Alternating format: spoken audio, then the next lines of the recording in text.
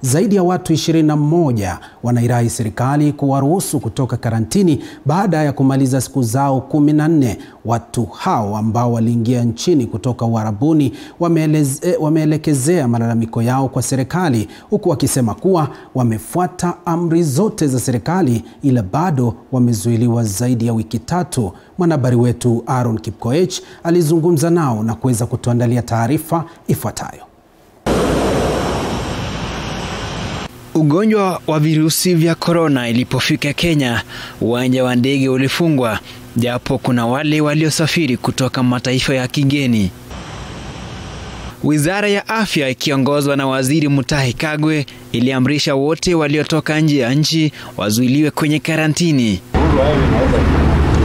Kundi hili ambalo lilitua nchini kutoka Uarabuni limekuwa likizuiliwa kwa zaidi ya wiki 3 kwenye kituo cha karantini kwenye chuo kikuu cha Kenyatta, na wanarai serikali iwaruhusu watoke kwa sababu wamefuata amri. We have been in government mandatory quarantine from the 23rd of March when we arrived in the country. Incidentally, we were all in the same flight home. We have faithfully followed the government directive for 14 days quarantine. Today marks our 23rd day at this facility. 6 kati yao walipatikana na virusi hivyo, jambo ambalo linatatanisha hali yao zaidi ni iweje wataachiliwa, huku ikikisiwa kwamba walikutana na walio na virusi hatari vya corona. Those have since been isolated to isolation facilities, 4 of which have already recovered and gone home.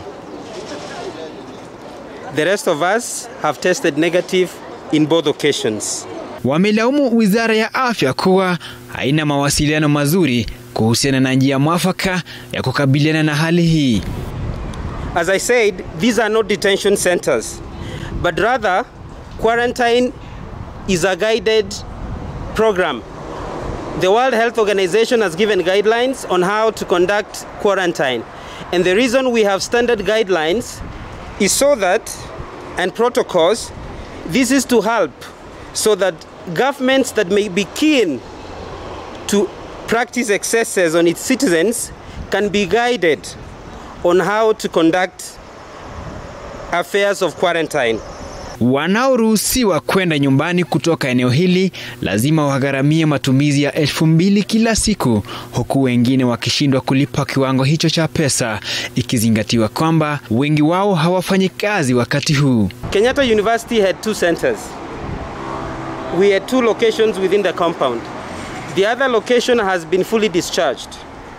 Those who have been able to go home have paid 38,000 or 40,000 Kenya shillings. We, however, have a few, like 6, who have not been able to go home because they can't pay. We are therefore sure that the government is keen for us to foot the quarantine bills. And we are also concerned, how can a responsible government that has decided willingly to quarantine its citizens pass on the cost of quarantine to citizens who are likely to struggle because of the pandemic? You are all aware that in other countries, governments are wondering how to cushion their citizens during these difficult times. It's immoral for our government to demand of us to pay. Aaron Kipkoech, TV47, Nairobi.